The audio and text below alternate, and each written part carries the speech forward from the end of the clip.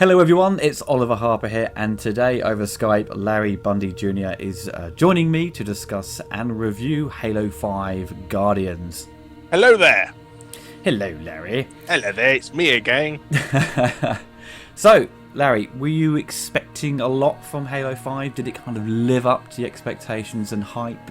I think after it's the sixth game in the series, that any sort of hype sort of beels down after a while. You think, oh, it's another one coming. And it's sort of like the same excitement you get for when another episode of a TV show you like comes out, Oh, that's nice, there's another one coming out next week and stuff like that. So I wasn't too excited in anticipation.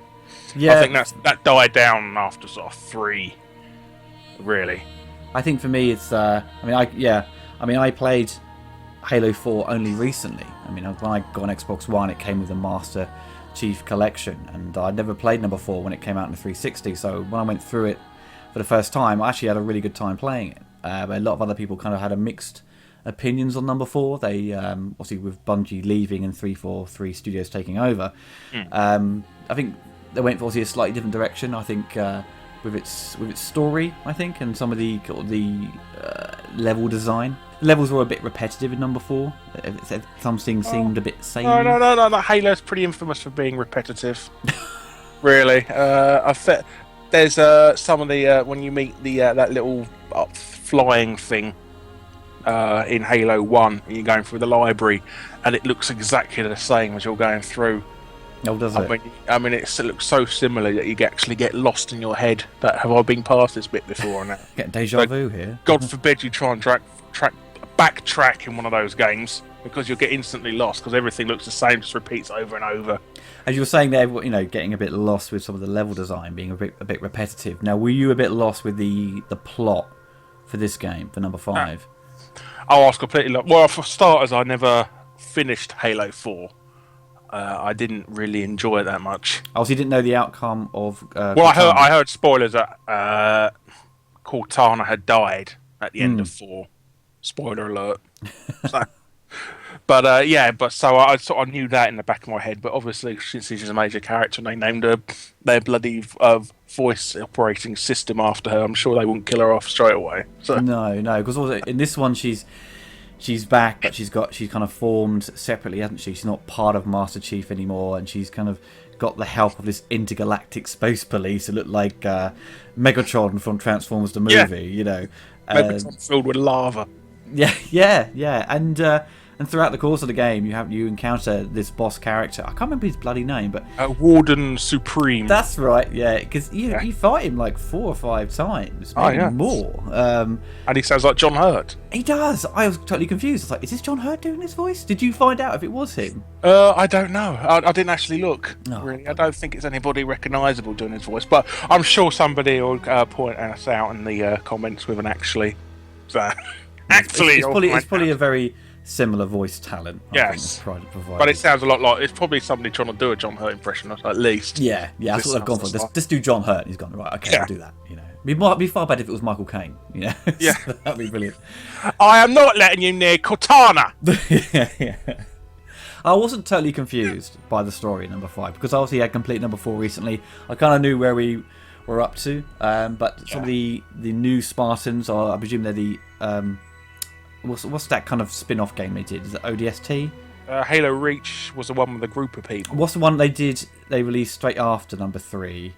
Before ODST. Reach? Yeah, ODST, yeah, because it's like that kind of faction, isn't it? Who No, you're just a group of Spartans. Right, okay. Sort of produced a couple more, because he was supposed to be the last Spartan originally, but suddenly they found a load more. From somebody, got them in old new stock or something, found them in a warehouse. So... But with this one, that you don't actually play as Master Chief throughout the entire game, because of how it's kind of chaptered. You're kind of jumping back and forth between the other Spartans and Master Chief, but mostly playing as the other team. Yeah, Master Chief and Locke. Yeah. Locke.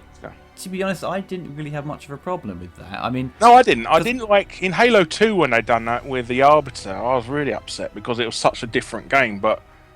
All you're doing is playing with people in armoured suits and that, so you don't really notice a difference with somewhere else. It's not as bad.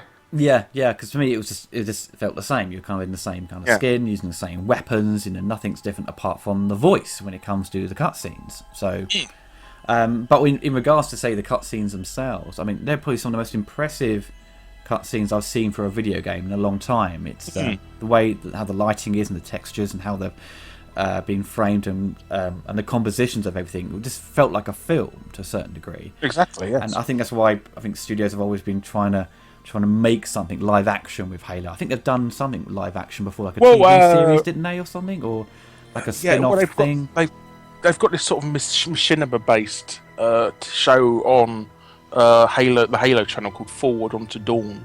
Right. And they had this Animatrix type DVD come out with lots of little animation things. That's as right. well. Yeah. Yes. And is it District 9 was originally started out as a Halo movie? Well, that's right. Yeah, because he tried, the director. I tried it. Obviously, Peter Jackson was going to produce it, wasn't it? And then it kind of was going to. Everyone was so pumped to see it, and they did this kind of, was it like a fake trailer or like a mock-up trailer about what it could look like, and then it never actually materialised, and it kind of all got shit canned. But you're kind of watching it thinking this could be a film, and then, but obviously they still haven't done it. But I mean, if it was made into a film, could they, do it justice? I don't know. That's the whole problem with trying to make a film from a video game. It never actually really works in the end. But because Halo is so cinematic, it could essentially be a movie. I think making a game into a movie is a lot like making a book into a movie. That there's far more expansiveness you can use in the other media. Yeah. Can a movie? You only got like 90 minutes to convey all that into a story, whereas they can do it plodding and that. And, So it's like that in games as well. Games is like a book you can see and play. Because the main criticism with Halo 5, what I've kind of observed from some other videos and some things I've read, is the main story itself, feeling it's too short. And also you mentioned earlier about it being a little bit confusing. Do you think it's the shortest Halo game that's been released?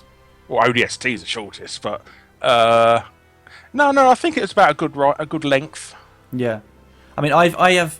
When I reviewed Alien Isolation, I did say I don't like spending, £40 plus on a video game and have it be, 4 or 5 hours long, and that's it. That's all you get. So I kind of always feel a little bit ripped off. But then you've got the argument of, if that 4 or 5 hours is really enjoyable, should the length really matter? Well, they say, the adventure's in the journey, not the destination. Yeah. So if it's a good game and you don't think as long as you don't realise that you're spending time playing the game, you're not wasting time playing it, and that you're so immersed into it, you don't realise how quick the time's going. Yeah, that's a good time. But I think about 10 to 12 hours is pretty normal for an FPS nowadays. Really, for a story. Well, most I would like that to be the same that length, but Call of Duties are never that long, are they? They're always 6 hours max, I think. No, it's always your ex-commander is now the villain of the story as well. That's what they always do. Yeah. And you have to go like after in the movies, man, as well. They do the same. They pull the same bullshit. Come and join me, and we shall burn the world together. Never. But I didn't think it was that short.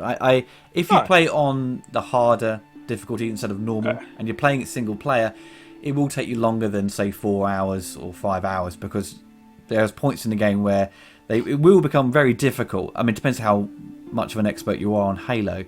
But when you fight the boss, when there's 3 of him, 3 of them appear. That took me like 10, 12 goes to sort of get it right. I kept messing it up. Air out pulling that. But because because with this one, when you've got your teammates who can come and help you, pick you up if you've been, your shield's been reduced down to too much and you're practically on your last legs, they can revive you. Or you can give them orders, very basic orders like attack them or follow me. They'd often try to pick you up. Well, it's usually by mistake, because you've pressed the X button where the boss is right next to you. So they'll come running over and go, I'll help you out. Then suddenly he'll just, kill them with his sword and they're dead. Another one will come over and they do the same thing. So you've got to really kind of play a bit of strategy about that. If you're going to get knocked down, make sure no one else is around when you go to get picked up. But that was probably the most challenging part. But there was other parts of the game where it's not easy. I mean, you've got the other kind of robotic characters you come across, like the other Transformer-like things who've got really powerful weapons. You can take you out so quickly. But it wasn't knights all the time. You have to shoot the glowy bits. Yeah, that's a great sort of strategic brilliance there from their military. I know. Let's make all the weak spots glow. I'm sure. Well, that's the thing about the boss, though, isn't it? You can only kill him or hurt him, do most damage, on his back. Yeah. But if you're playing single player, it's so difficult to actually get round the back of him. Well, every time you hide around the corners and turn around, he's suddenly staring at you every single time. So stop following me! Just leave me alone. Because the co-op has now been removed from Halo, the split-screen co-op, which is a bit disappointing because of all the other Halo games. It's disappointing for all them poor plebs out there who can't afford friends on Xbox Live. But I used to play obviously the other Halo games with my friends, but I did always find it a bit frustrating when you've got this kind of widescreen squished two-player thing. So it makes it kind of difficult to fully see what's going on when you're playing two-player on a screen. But it's a bit of a shame that option is no longer there. But if you're playing online and playing with co-op, you can probably get through the game pretty quickly, especially defeating those bosses because you can basically flank him so easily. Yeah. Because the AI teammates are a bit dopey. And they're not terrible AI. I mean, I always got picked up when I was assisted, when I asked for it. Yeah. But never, they didn't. There was the odd time where they'd just stand in your way, like, get the fuck out of the way, I can't see what I'm shooting at, Yeah. But some critics are kind of led to believe that the AI for your teammates is so stupid. But I didn't find that at all. No, I don't know that. Pretty much 99% of the time, when I asked for help to be revived, they helped me. Yeah. And the only times they didn't, it's either because they were being attacked themselves or they're too far away. Exactly. Yeah. Really. So I definitely think it's the best out of all the reviving video game technologies. Really. Do you think the sort of change in the sort of the shooting mechanics is an improvement? Definitely, yes. The zoom function? I mean, obviously they're going for the Call of Duty fanboys with the control method, and it's more accessible this time around. But the Halo controls have been needing an update for years.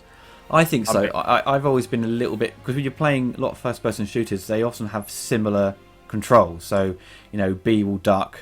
X will reload. Y change weapon. A jumps. Yeah, but I think having the Halo for years and years had the zoom in on your reticles using the right thumbstick, pushing the right thumbstick in, and that's really. I mean, why did they designate the left trigger to throwing grenades? I mean, they're not that important. Well, really. yeah. I always found it a little bit more, a bit more difficult to sort of get back into the swing of things when you're playing Halo again. I think there needs to be there is like a standardized control method now. Yeah, there should be. I mean, that's the same with fighting games. I mean, you could obviously apart from Mortal Kombat, which has always stuck to its kind of roots with its fighting style, but any other 2D beat 'em up, if you pick it up, you know how to play it. You know how to do fireballs, dragon punches. It's got the same button layouts. Absolutely, yes. And that's what first-person shooters I think should have as well. And I think most do that. Most follow that route. But there's obviously Halo's been a bit late to the game with trying to be universal with its controls. It's ironic, really, because Bundy were the people who invented using dual thumbsticks to play first-person shooters with Oni. Yeah, because before that, everybody was using the triggers to strafe, weren't they? Using left to right to strafe with the triggers. Yeah. I mean, maybe they've kind of stuck to their guns because their fan base, was, obviously but you got high numbers. But you can choose control methods. I mean, it's inexcusable that you haven't got a control method for a Call of Duty style one. And even in the Xbox 360, there is it's like a program in it that you can choose to have the same control methods for every single type of that game. Oh, really? As well, yeah, but they never really implemented it properly. That's very odd. So if you want that control method for every single first-person shooter, you can have it. Obviously, it doesn't. I mean, it doesn't work quite so well. I mean, like some games, you've got like special powers, and you need to augment them to things and different ways of selecting weapons and stuff, because you can only have 2 in Halo. Yeah. Stuff like that. So it doesn't 100% work, but yeah, I can see. But it was implemented in it like that. Do you think that's like the dash moves and sort of the the grounds punches? Yeah, I think they're great fun. Yeah, I think that I still haven't actually pulled off the sort of jump in the air and you punch the ground. I always just end up doing the charge move, which is which is always a lot of fun. But you always end up playing multiplayer. You end up kind of messing up and missing the person they get you from behind. And when we were playing multiplayer the other day, I was kind of, I was standing on the window and you were right behind me, didn't you? And you just shunted me out the window. It's funny, yeah. You can attack your own teammates with a shunt move. I think it's great fun doing that to the AI military as well. You know, the Marines. They just stand there. Hello there, Spartan. Bram. What do you think of the graphics-wise? I mean, it's running at 1080p, isn't it? And 60 frames per second. 1080p and 60 frames. I think it has to be because this is like a first-person game as well. And like all the Sony's first-person games run at pretty much 1080p, 60 frames. So they have to do something to rival them. Oh, yeah. I mean, it does kind of put down the naysayers who have been saying, oh, it can't do 1080p. It clearly can do it. You know, it just takes a few more tricks in the books to get it to do it. Now they've scrapped the Kinect with the Xbox One. They can use a lot of that processing power. So. That was the problem, wasn't it? Because it was trying to, it was deriving some of the power. Yeah, wasn't like 10% of the power. Those was just plonkers. dedicated. They should have never done it in the first place. That bloody slab of crap. It's all right. It's great fun showing off to friends. You could say Xbox on and it turns on and that. The future. Yeah, the future. What do you think of the multiplayer? Do you think it's an improvement, some of the changes they've made, or do you think it's a little bit downscaled in comparison to the other ones? I do like Warzone a lot. I think it's a great idea to an extent. I think there's some improvements that needs to be done as well. But I do like the idea of having a massive battle around and stuff like that. And they got Halo thingy, which was basically Invasion from Halo Reach. It's not as good as Invasion from Halo Reach. Yeah, because you've got Arena, haven't you? And you've got Warzone, but there's Warzone Assault. Arena feels like they're just trying to pander to those pro gamer crowd, really. Right. It's like 4-on-4, like deadly serious and that. And I found it very sterile. I think 343 are desperate to get out of Bungie's shadow with this series with Halo 5 because they got rid of tons of stuff. I mean, there's not a single map from any of the previous Halo games in the game at this moment in time. Well, the maps they've given us, though, I mean, there's only like if let's say we're playing Warzone, you got like 3 maps, maybe 4. 3 maps, yeah. 3. There's 3 maps for Warzone. But we did the same map over and over again. Yeah, it never recycled. We saw you playing that bloody desert one 5 times in a row. We thought you'd let you play the game. Oh, thank you very much. I think they need to implement some sort of voting system and have more than 3 maps. Yeah. And none of the maps really. They need to have their own sort of Blood Gulch. Every single Halo game previously has had a Blood Gulch variation, and this one hasn't. What's the Blood Gulch? Sorry. It's like a wide open area, and there's 2 bases at the end of each of the It's like a canyon. It's like a canyon with 2 bases. Sure. Lots of open space and hidey holes and stuff like that. They need one of them for the Halo 5, and it hasn't got one. There's no maps that really implement the use of the Warhog. No, I mean, I think with the Warzone one as well, especially once you get the vehicles, there isn't really much space to kind of maneuver them about. No, it's too very narrow. I mean, obviously they're trying to balance at the fact that if you're pretty much invincible at a distance with a tank, with a tank and that, unless you've got some sort of super powered like laser rifle to blow it up, like a Spartan laser or something, or a rocket launcher or something. But they're few and far between. Well, they're easy to get hold of in Warzone now because you can just simply win them, can't you, in card games? Well, that's the thing. I actually mentioned about the card system. During the course of a multiplayer match, you build up enough points and you can purchase there's like a bronze, silver, gold packs, isn't there? Of these cards. Basically, they look like Top Trump's trading cards. It looks like. Yes. And it's kind of random which ones you get. So during the course of the game, you're randomly able to choose the ones you've collected. You can either choose a different weapon or a vehicle, improve your ability to run faster and take more damage. Is that correct? Yeah, and there's also aesthetic things like different helmets and armor. Yeah. And emblems for your logo in the corner, which only you and your friends can see, so pretty pointless. So, do you think it was a good idea to include the card system into the game? I think it was a nice variation. I think it works. It's more random, so not everybody. I think people who are lower down and who's played the games can get lucky and get a different weapon, a really powerful weapon in that. Where others, so it's more balanced in, that. If you're lower level, you do stand a chance of winning because you get some decent weapons and they're totally random, and also not everybody has the same stuff. That's true. Because if you level up with stuff like Call of Duty and that, all the high level stuff has got all the best stuff, and the low level stuff's got the rubbish stuff. So, and everybody always has the best loadout as well. So, you only make do with what you've got as well. So that makes it more balanced. I think if you're new to multiplayer on Halo, I think it will be a little bit more challenging than say the Call of Duty games. I think it's if you're used to Call of Duty, then you're playing Halo. The first person mechanics and how you move around, the speed is slightly different, isn't it as well? So I find Halo more challenging than Call of Duty. Yes, no, I agree. Yes. Because like the other night, the first time I started playing Halo multiplayer again, I haven't played for years. I was like, this is so difficult. I mean, these people are really good. So you end up getting wiped out so quickly, which can be frustrating because if you want to kind of get up some points to sort of buy new weapons or to have them, to use them later on, it's very frustrating. But once you kind of get in the swing of things, it takes a little bit more practice than say a Call of Duty game to sort of get to the level you feel confident. But But you think, oh, why do I bother playing this for a while? But the trick is just hang around with somebody who knows what they're doing and just steal all their kills. That's the best way to hang around. I mean, it upsets them immensely, but you don't care because you're never going to meet them in real life. So. It's the strange thing about Halo is like you can get killed just randomly. I'm like, how the fuck did that happen? And then there's no ground pounding people from the air sometimes. I mean, you don't even see who shot you, who's behind you. And with Call of Duty, it'll always give you that replay of who shot you, where from. Yeah, which is quite handy because you think, okay, well, I made an error there. Sometimes you're just standing there, you don't have a clue who shot you, and you're dead. You're like, oh, right, okay. Well, it's also good to point out if there's somebody camping as well because you know where they are. You can go after them. I know, exactly. There's so many people camping in Halo 5 multiplayer. It's ridiculous.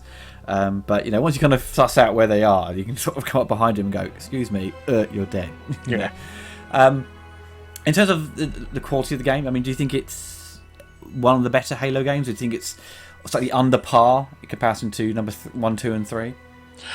I think the multiplayer from Halo Reach is definitely the best, and they've definitely tried to emulate it on this one. Because it's close to the Halo Reach, and they've tried to balance everything out to an extent. I mean, they made Needlers super powerful now for some reason. Then again, it's because nobody ever bothered picking them up because they're like throwing bits of toilet tissue. Well, they're just basically like the older ones. Are like, it's basically like using the club in GoldenEye. You're firing matchsticks. You're like, this is a useless gun, and now you got the Needler, which is like fire a few rounds and they're dead.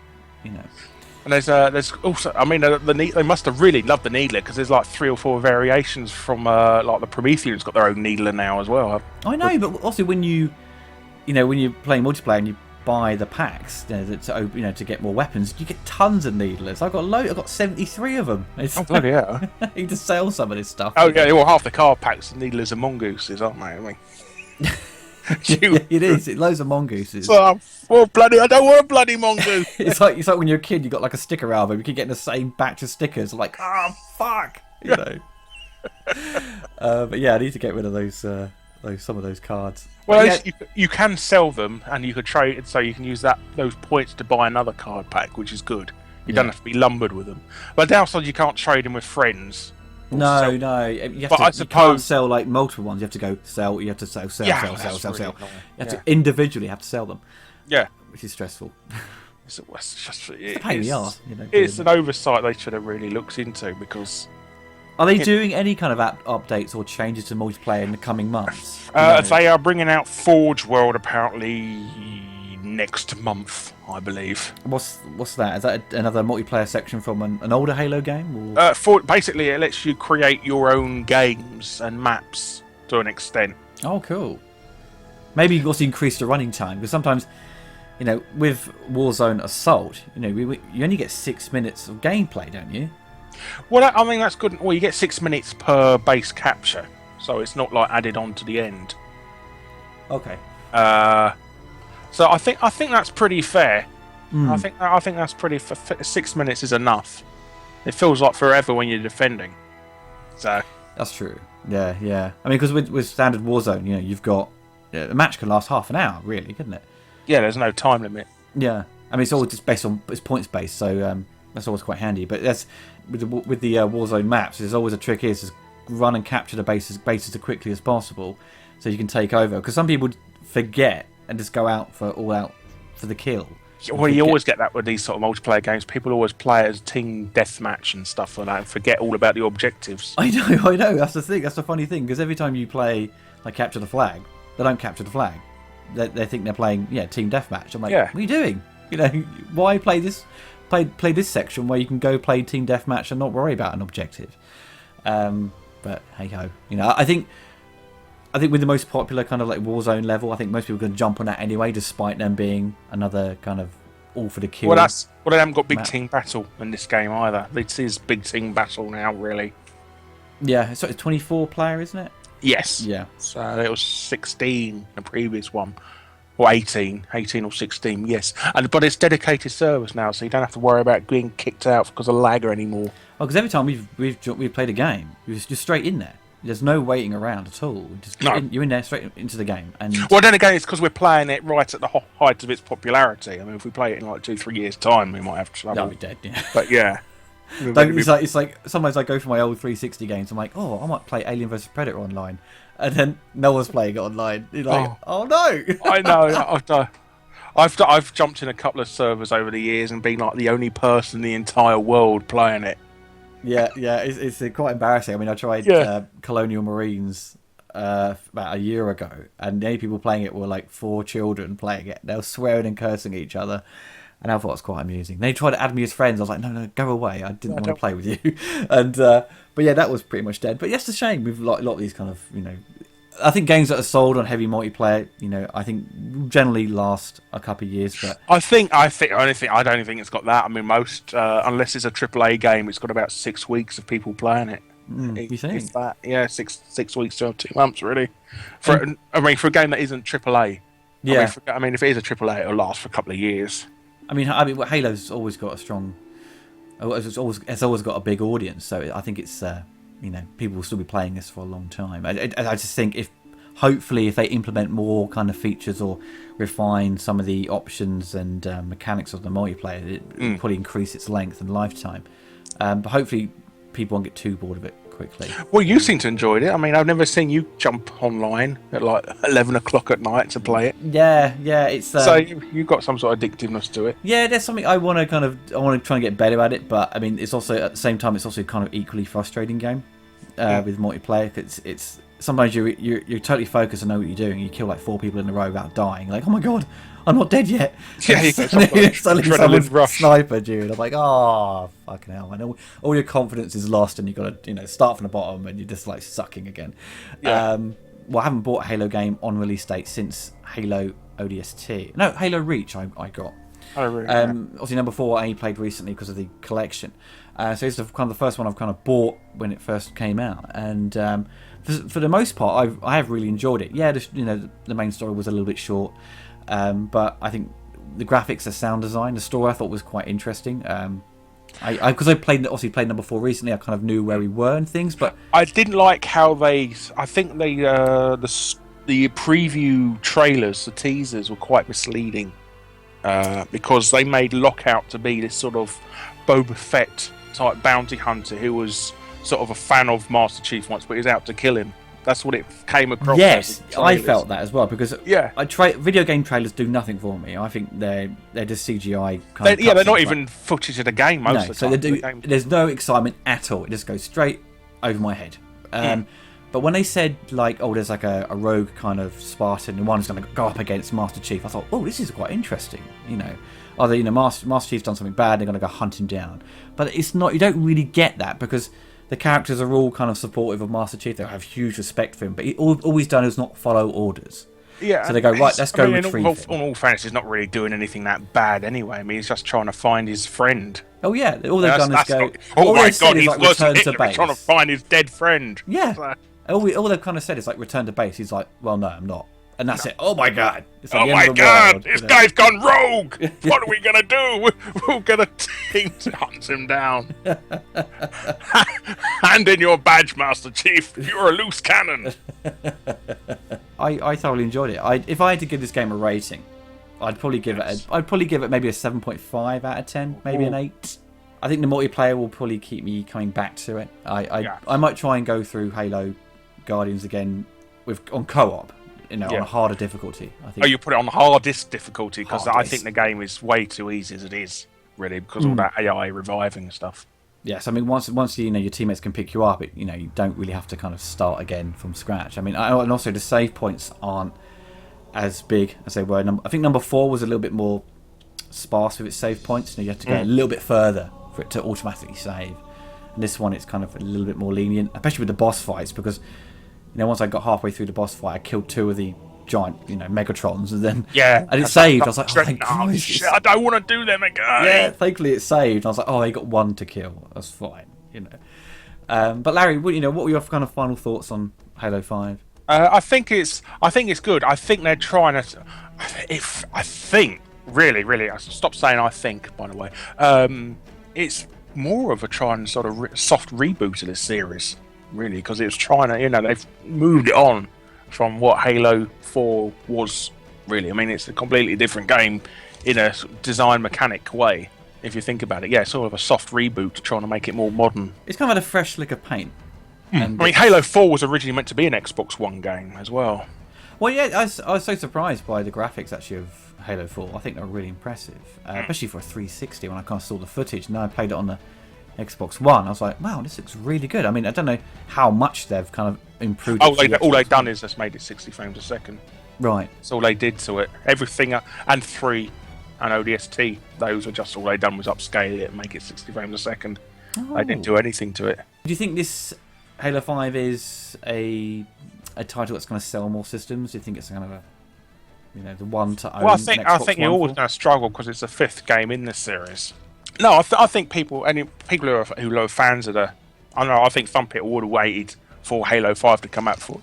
They bought an Xbox One, so I hope Microsoft are probably banking on it to be their big Christmas game this year. That and I think so, yeah. Tomb Raider. Tomb Raider especially. I mean, that's coming out soon, so that's yes. Some of the early reviews I've seen, they say it's some of the best graphics on the system and this next generation of consoles. So it'd be good to see how well that sells as an exclusive, because it's going to be exclusive for a year on the Xbox One. Really? So. I thought it was just 6 months. Yeah, apparently a year. But don't quote me on that, people.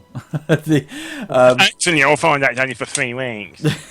But I'm sure there's going to be loads of Halo 5 bundles with the Xbox One this Christmas. We're probably throwing in Master Chief Collection as well, so you can go through all the Halo games and catch up to what's been going on. And if you get a bit lost, if you play number 5 straight away. But yeah, I would definitely recommend it. If you've got an Xbox One, you'd be fool not to own it, really. But is it a system seller? It'd be difficult to say. I mean, if you've played the other games and you really enjoyed them, and you've got the spare cash, then I think you'll be a bit lost if it's your first game in the series. I mean, not only is this, it's the second part of a trilogy, and that's always going to be the hardest part to follow, really. I mean, so you're a bit lost there, and it's the second part of the second trilogy as well, which makes it even more confusing. But yeah, no, it's a good game. I did enjoy it. I mean, I played it from beginning to end, and I wanted to play it as well. So I would say on that perspective, I would recommend it. Well, folks, that's the review of Halo 5 Guardians. Definitely go out and buy it if you obviously got an Xbox One. But if you've got the spare cash, then I think the price and the machine itself is a decent bundle out there, will be justified. Well, the game on its own is only £35 if you know how to look now at the moment. Yeah, eBay. So eBay, buy it now, £35. Yes. Well, everyone, take care, and I'll be back with some more reviews very soon. Goodbye. If you enjoyed the video, you can find more on my YouTube channel, and also you can follow me on Twitter. If you want to help support the channel, you can donate through Patreon and receive monthly perks such as updates on the latest news on my channel, early access to reviews and commentaries before they go live on YouTube. Even the smallest donation can help keep this channel going. Thank you.